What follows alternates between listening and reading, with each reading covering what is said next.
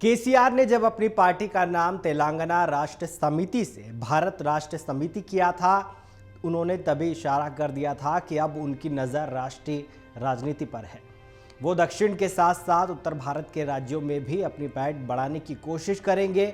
उत्तर प्रदेश में लोकप्रिय दलित नेता के रूप में उभर रहे चंद्रशेखर रावण से केसीआर की बेटी के कविता की मुलाकात के बाद से ये चर्चा तेज हो गई है कि आने वाले लोकसभा चुनाव में बीआरएस चंद्रशेखर रावण के सहारे यूपी में अपनी पैठ बढ़ाना चाहती है।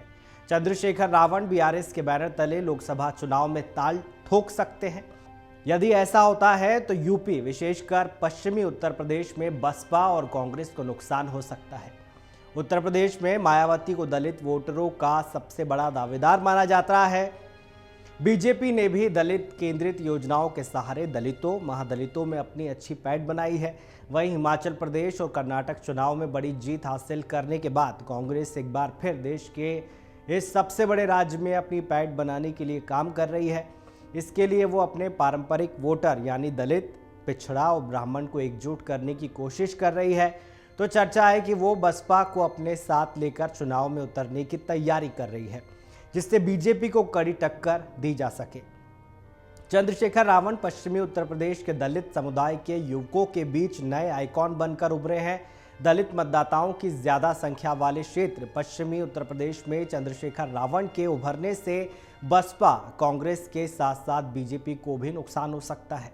पिछले चुनावों में चंद्रशेखर रावण कोई बड़ी सफलता हासिल करने में असफल रहे हैं, लेकिन यदि उन्हें बीआरएस जैसी मजबूत पार्टी का समर्थन मिलता है तो उनका प्रभाव बढ़ सकता है।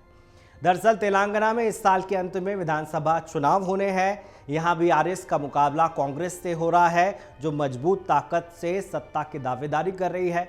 इन चुनावों में चंद्रशेखर रावण बीआरएस की ओर से प्रचार भी करेंगे, जिससे दलित मतदाताओं के बीच उनको लाभ मिल सकता है। केसीआर की बेटी और तेलंगाना में लोकप्रिय के कविता की चंद्रशेखर रावण से हैदराबाद में मुलाकात हुई। इस मुलाकात के बाद के कविता ने चंद्रशेखर को बड़ा नेता बताया और कहा कि अब बीआरएस उनके सहारे यूपी में भी दलित केंद्रित राजनीति को आगे बढ़ाएगी। रावण पर पिछले दिनों हुए हमले के संदर्भ में उन्होंने कहा कि अब उन्हें किसी से डरने की जरूरत नहीं है, वो उनके साथ है। दोनों नेताओं ने मिलकर अंबेडकर की विचारधारा की राजनीति को यूपी में आगे बढ़ाने का संकल्प लिया है। इसके बाद से ही चर्चा की जा रही है कि चंद्रशेखर रावण इस बार केसीआर के साथ तालमेल कर चुनावी मैदान में कूद सकते हैं। राजनीतिक विश्लेषक धीरेन्द्र कुमार ने कहा कि केसीआर कांग्रेस के बिना अन्य दलों के सहयोग से राष्ट्रीय स्तर पर गठबंधन बनाने का प्रयास कर रहे थे। इसके संदर्भ में उन्होंने नीतीश कुमार से मुलाकात भी की थी। उनकी ये कोशिश सफल नहीं हो पाई। इस समय वो इंडिया गठबंधन से बाहर हैं।